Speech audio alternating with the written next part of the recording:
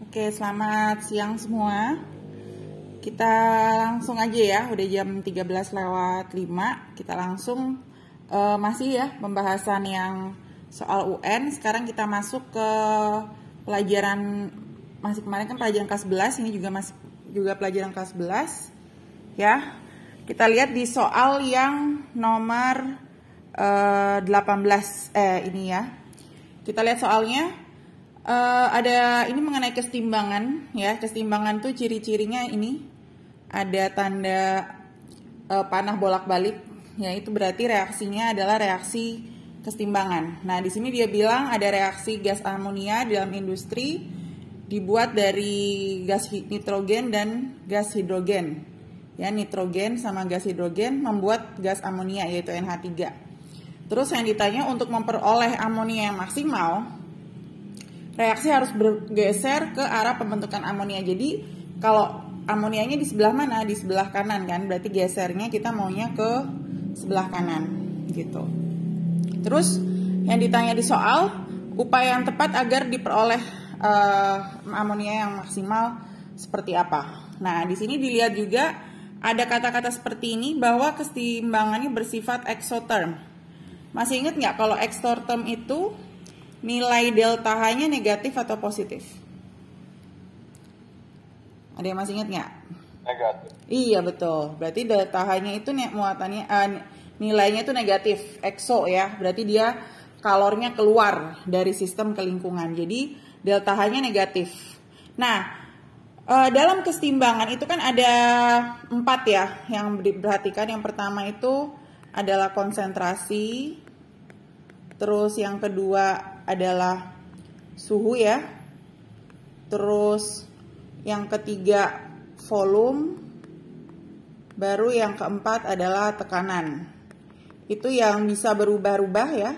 Yang kita bisa manipulasi supaya kita mendapatkan ingin mendapatkan hasil maksimal di sebelah mana, yang sebelah kiri tanda panah atau sebelah kanan tanda panah. Nah, sekarang kita lihat dari soal yang A nih. Kan dia mintanya diperoleh amonia secara maksimal, artinya ke kanan tadi ya, udah Miss bilang ke kanan. Nah, sekarang yang A itu suhu dinaikkan setinggi mungkin, berarti itu dari segi suhu. Nah, berarti kalau dari segi suhu dilihat lagi di pelajaran kelas 11, suhu itu kalau delta H-nya positif, suhu dinaikkan ya. Suhu dinaikkan, gesernya ke kanan. Ya, dan sebaliknya. Sedangkan kalau delta H-nya negatif, suhunya dinaikkan, dia justru gesernya ke sebelah kiri. Nah, sekarang kalau ini dia bilang suhu dinaikkan setinggi mungkin, benar atau salah? Dia nilainya delta H-nya negatif. Padahal kita maunya ke kanan. Suhunya dinaikin, benar atau salah berarti yang option A? Salah. Karena harusnya justru suhunya diturunkan kan? Karena kalau suhunya dinaikkan justru dia gesernya ke kiri. Padahal kita maunya amonianya yang banyak, geser ke kanan. Berarti A salah. Nih ya. Terus kita lihat tekanan sama volume. Nah, kalau volume dan tekanan itu, kalau volume dinaikkan, dia akan geser ke yang total koefisiennya paling besar, lebih besar. Kebalikan dengan kalau tekanan, kalau dia dinaikkan justru dia akan geser ke yang ke total koefisiennya kecil. Gitu.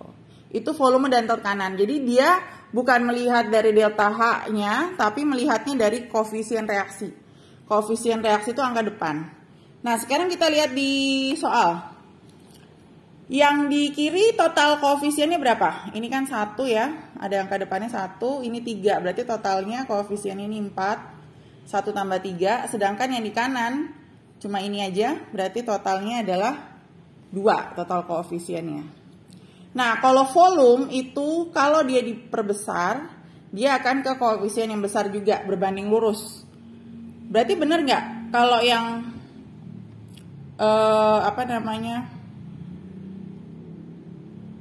yang B, tekanan diturunkan.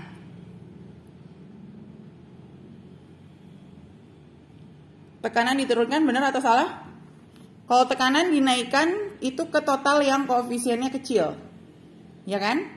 Nah, sedangkan di sini dia mintanya tekanan diturunkan. Berarti kalau dinaikin ke koefisien kecil, tekanan diturunkan berarti ke koefisien yang besar. Berarti yang B salah.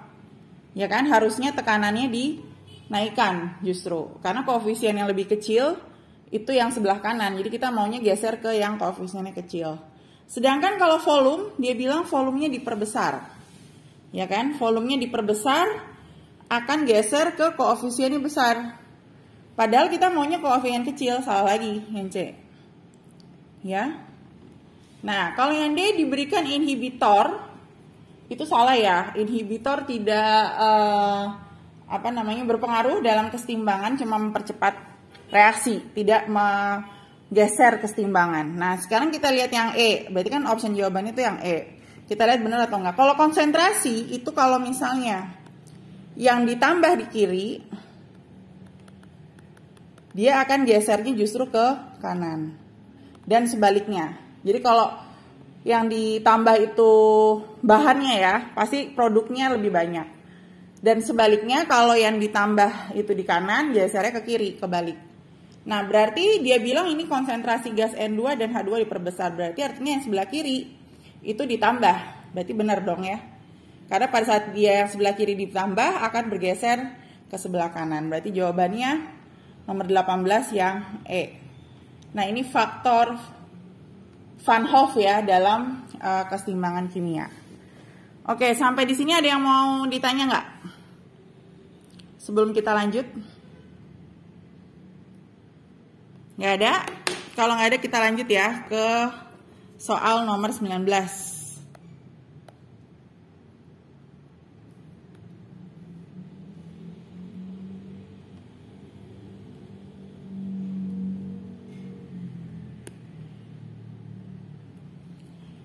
Nah, ini juga masih teori mengenai kesetimbangan ya.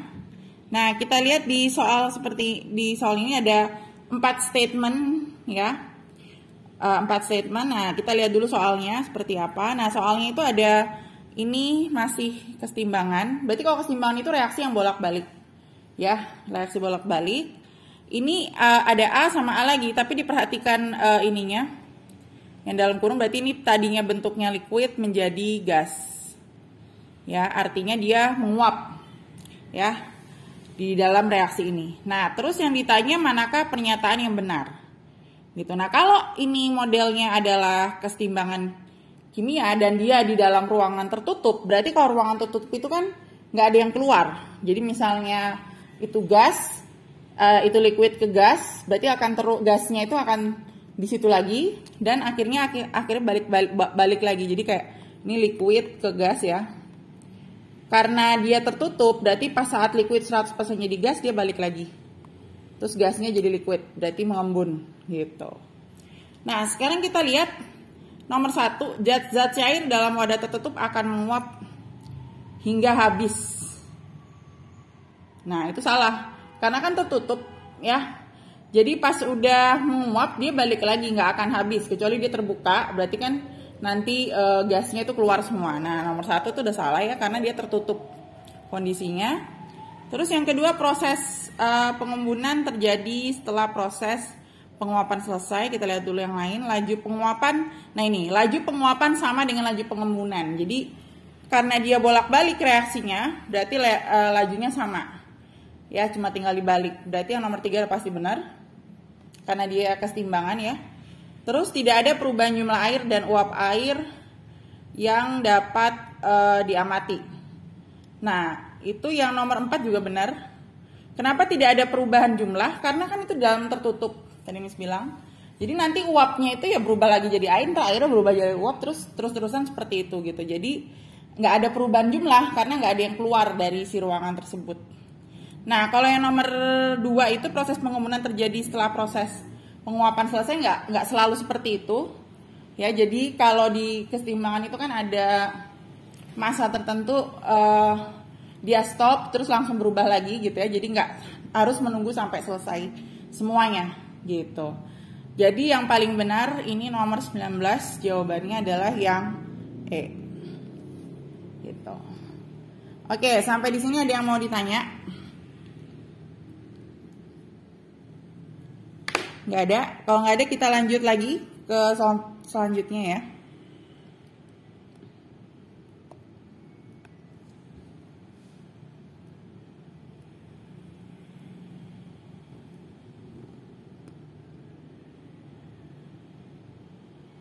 Oke, nah ini saya kemarin waktu itu Miss udah ngasih soal yang jenis gini di latihan ya justru. Nah ini ternyata ada soalnya, bentuk soalnya mengenai variabel ya dalam laju reaksi ya, dalam laju reaksi dalam eksperimen. Kan waktu di biologi Miss sering bahas juga ya mengenai variabel bebas, tetap dan terikat gitu ya.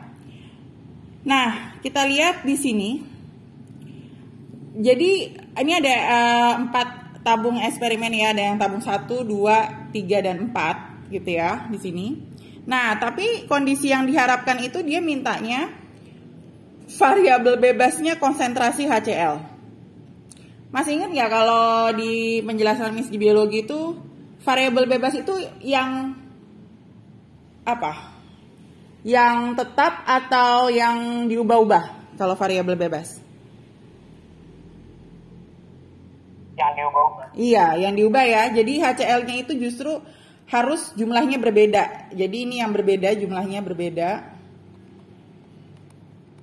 Nah, terus dia kondisi kedua, dia mintanya variabel tetapnya adalah luas permukaan CaCO2 dan CaCO3 dan suhu. Berarti sudah jelas ya dari kalimat variabel tetap atau variabel kontrol nama lainnya ya. Nah, luas permukaan CaCO3 dan suhunya itu berarti justru dia nggak boleh berubah ya, harus dia jumlahnya tetap untuk dibandingin. Terus terakhirnya variabel terikat berarti yang diukurnya apa? Yang diukur di akhir eksperimen tersebut. Nah, terus yang ditanya di soal adalah pasangan gambar yang menunjukkan kondisi tersebut. Jadi manakah yang harus memenuhi 3 kriteria tersebut? Jadi misalnya ini contoh jawabannya seperti ini. Misalnya kita lihat option A ya, 1 dan 2. Kita lihat 1 dan 2. Berarti ini 1, ini 2. Ya kan? Kita lihat HCl-nya sama-sama berapa di sini? Sama-sama 0,5. Ya kan? Padahal kita maunya HCl-nya itu jumlahnya berbeda. Berarti yang nomor 1 A ini udah salah ya. Karena kita justru maunya yang bebasnya itu adalah si konsentrasi HCl, berarti salah. Terus kita lihat yang B, gambar 1 dan gambar 3 kita lihat. Gambar 1 dan gambar 3. Kita lihat di sini. HCl-nya berbeda. 1 0,5, 1 1,5. Berarti yang kondisi variabel bebasnya benar. Terus tetapnya kan dia mintanya nggak berubah itu luas permukaan dan suhu. Luas permukaan itu artinya bentuk ya. Bentuk dari CaCO3. Misalnya ini bentuknya seperti ini. Ya, yang ini juga bentuknya sama. Yang nomor 3 tuh bentuknya ya, yang kayak bentuk butiran. Yang satu butiran, yang ketiga juga butiran yang sama. Berarti luas permukaannya sama. Berarti betul. Suhunya kita lihat. Yang nomor 1 di yang bejana 1 suhunya 27, sedangkan bejana 3 juga sama, suhunya juga 27. Berarti benar, mereka tetap si luas permukaan dan si suhu. Terus kita lihat variabel terikatnya waktu dan laju. Waktu dan laju itu bergantung pada waktu ya. Jadi kita bisa ngitungnya dari waktu aja. Nanti tinggal dihitung perubahan konsentrasinya. Berarti variabel terikatnya waktu dan laju sama ya. Jadi di sini juga dihitung waktunya 60 detik, ini 20 detik. Kalau variabel terikat itu nilainya bisa sama, bisa beda, tergantung kan. Gitu. Berarti ini yang nomor B itu memenuhi semua kriteria yang diharapkan dalam eksperimen ini. Ya udah. Berarti nomor 20 jawabannya yang B. Gitu. Ya. Nanti kalian bisa cek sendiri gimana kalau yang lain-lain, kayaknya sih salah ya. Kalau kita di soal kalau udah dapat jawaban B, ngapain kita cek lagi yang lain-lain kalau udah dapat. Oke, sampai di sini ada yang mau ditanya nggak? Nggak ada? Ya, kita lanjut, berarti ini tuh udah soal 20, biasanya tuh 50% itu kan kelas 10, kelas 11. Selanjutnya biasanya ada pelajaran yang kelas 12, kita lihat.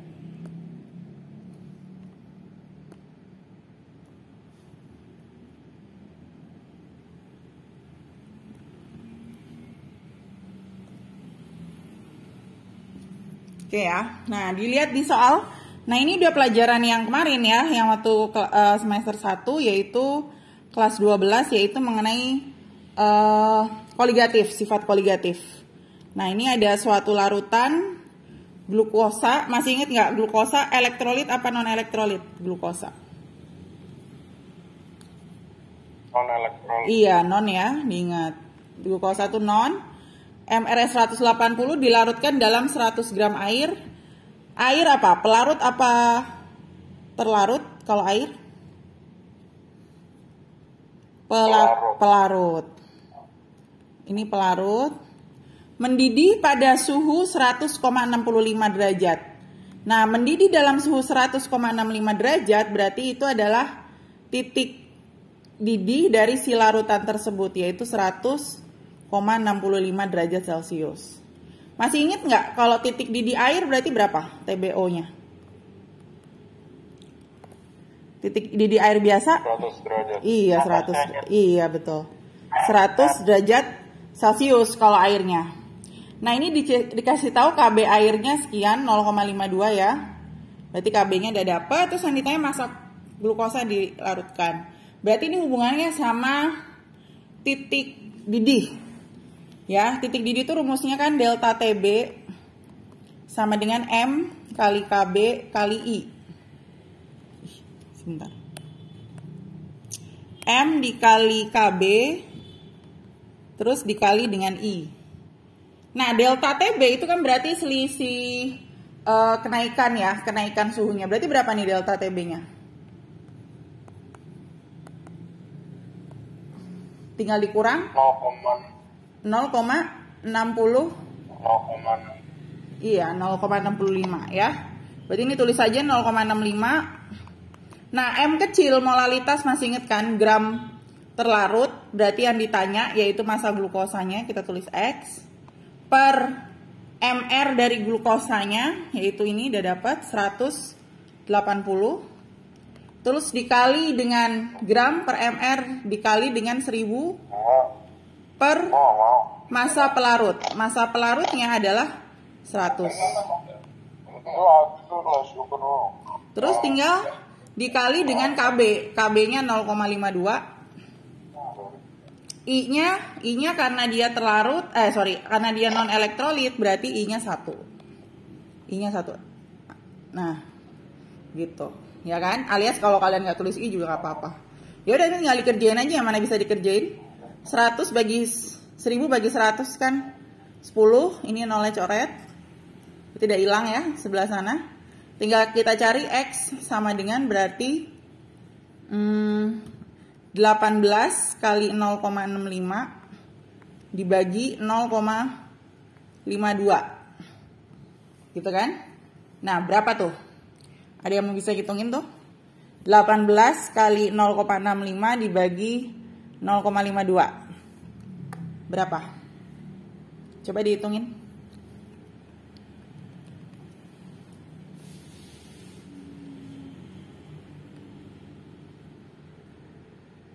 Ada yang udah dapat?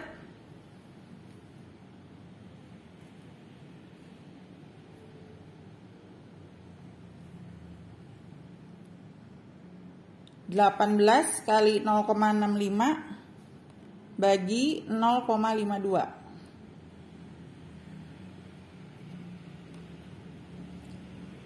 18 ya dikali 22,5. Berapa?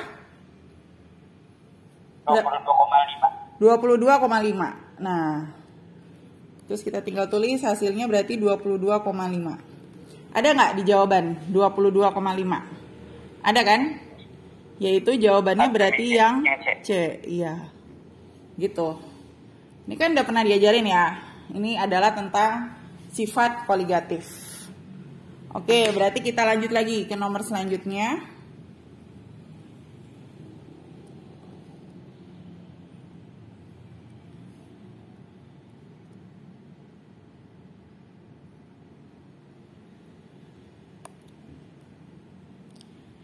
Oke, kita lihat di nomor selanjutnya ini ada dua percobaan pengukuran titik didih. Ada gula dan ada garam dapur NaCl. Ini gula ya.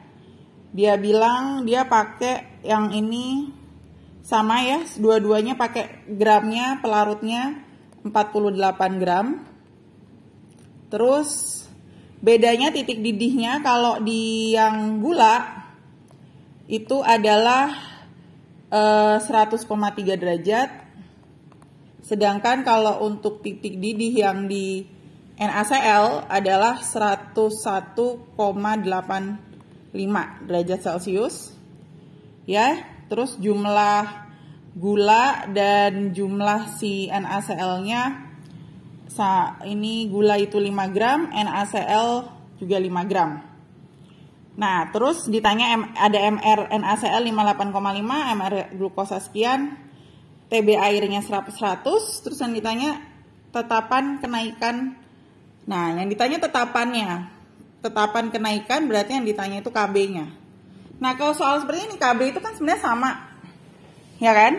Nah, kalian boleh pakai yang mana aja, boleh pakai yang data yang pertama, yang si glukosa, atau kalian boleh pakai data yang kedua. Cuma nggak boleh lupa untuk I-nya. Kalau kalian pakai yang pertama, kalau gula tadi kan sama kayak soal sebelumnya, dia kan non elektrolit. Ya, sedangkan kalau NaCl elektrolit. Ya kan? Masih inget nggak? NaCl berarti I-nya berapa? Kalau NaCl 2, karena ada Na plus Cl. Jadi kalau kalian mau pakai yang NaCl, rumusnya itu jangan lupa I-nya adalah 2 gitu.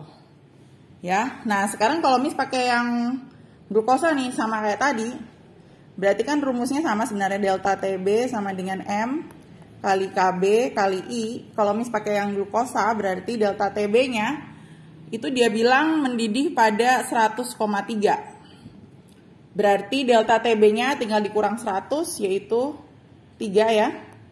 Nah, M-nya tinggal kita hitung, M-nya itu dia bilang ini 5 gram. Ya udah berarti 5 per 180 itu karena MR glukosanya ya, dikali 1000 per pelarutnya itu 48 gitu. Nanti tinggal dikali KB yang ditanya. I-nya kalau misalnya glukosa kan 1 atau nggak tulis juga nggak apa-apa. Ya udah tinggal nyari KB. Yang kita bisa coret dulu. Ini 0 coret. Berarti KB-nya itu sama dengan 18 kali 48 dikali 3 per 500, yaitu 5 kali 100. Nah, coba dihitungin tuh. Berapa jawabannya? Pakai kalkulator, 18 kali 48 kali 3, terus dibagi 500.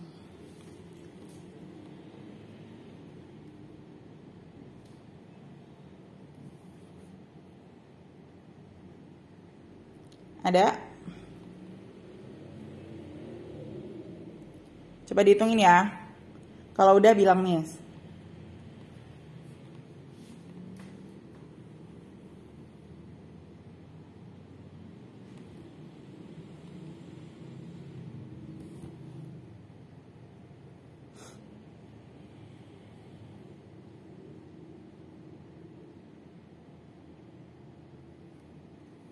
Ada yang ngitung?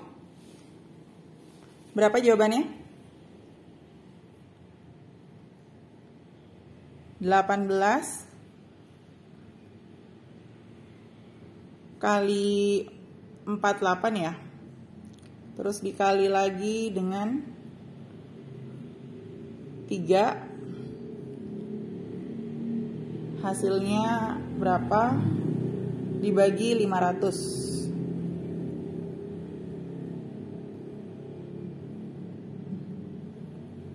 Nah, ada tuh jawabannya 5,18. Nggak ada ya opsinya? Mis ada yang salah nggak sih? Kok delta TB-nya 3 ya? Salah ya, delta TB-nya 0,3. Karena 100,3, nah berarti tadi kan jawabannya itu 5,184. Berarti 0,5184. Alias kalau dibeletin jadinya 0,52. Ada nggak jawabannya 0,52? Ada ya, yaitu yang A. Jadi jawabannya yang A. Tinggal ngitung seperti itu. Oke, sampai di sini ada yang mau ditanya? Nggak ada? Oke, kalau gitu kita lanjut lagi, sedikit lagi. Satu soal lagi kayaknya masih. Ntar Miss cek dulu ya.